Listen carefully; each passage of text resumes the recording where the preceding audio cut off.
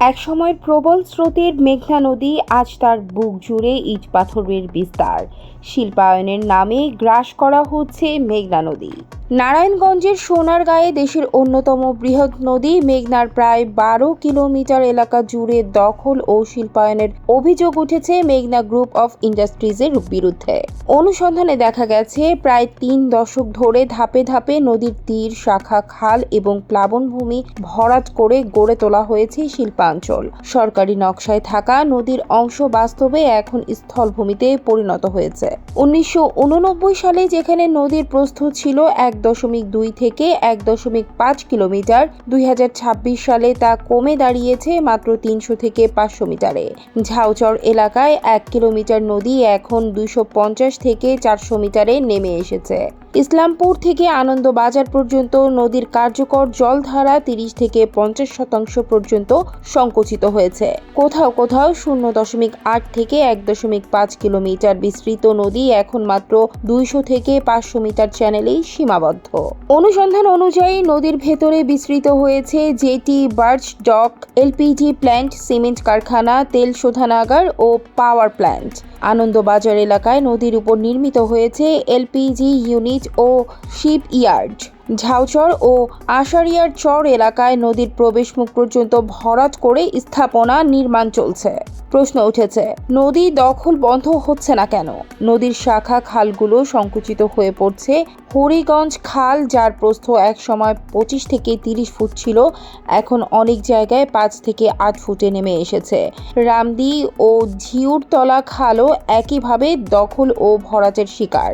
অভিযোগ রয়েছে এসব খালের ওপর শিল্প কারখানা ও ইকোনমিক জোন গড়ে উঠেছে। স্থানীয়দের ভাষ্য, এক সময় যেখানে নৌকা চলতো এখন সেখানে বিভিন্ন স্থাপনা রয়েছে।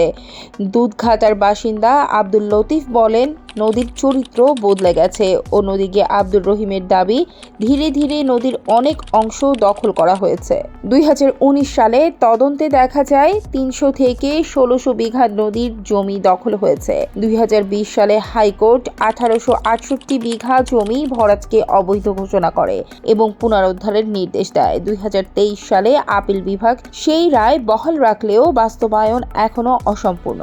2019 সালে BIWTA 35টি স্থাপনা উচ্ছেদ করলেও দখল পুরোপুরি বন্ধ হয়নি। 2012 সালে জরিমানা করা হলেও ভরাট করা অংশ এখনো নদীতে ফেরেনি বলে অভিযোগ রয়েছে। মেঘনা গ্রুপের তথ্য মতে 245 একর জমিতে মেঘনা ইকোনমিক জোন গড়ে উঠেছে। 1989 সালে একটি ভোজ্য তেল কারখানা দিয়ে শুরু হয়ে এখন 25টির বেশি শিল্প প্রতিষ্ঠান রয়েছে। প্রতিষ্ঠানটি দাবি করছে তারা বৈধভাবে জমি কিনে শিল্প স্থাপন করেছে, যদিও নদী দখলের অভিযোগে সরাসরি মন্তব্য এড়িয়ে গেছে সংশ্লিষ্ট কর্তৃপক্ষ।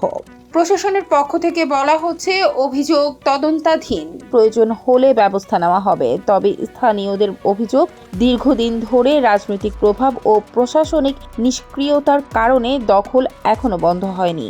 একটি নদী শুধু পানির ধারা নয়, এটি একটি জীবন্ত সত্তা, অর্থনীতি, পরিবেশ ও মানুষের জীবনের অংশ। যদি নদী সংকুচিত হয়, হারিয়ে যায় তার প্রবাহ, তবে আমরা কি কেবল একটি নদী হারাই, নাকি হারাই আমাদের ভবিষ্যৎ? জনমনে প্রশ্ন উঠেছে, উন্নয়নের নামে যদি নদী হারিয়ে যায়, তবে এই উন্নয়ন কাদের জন্য আর কতদিন টিকবে? সিটিজেন ভয়েস, দেশ ও মানুষের সংবাদ।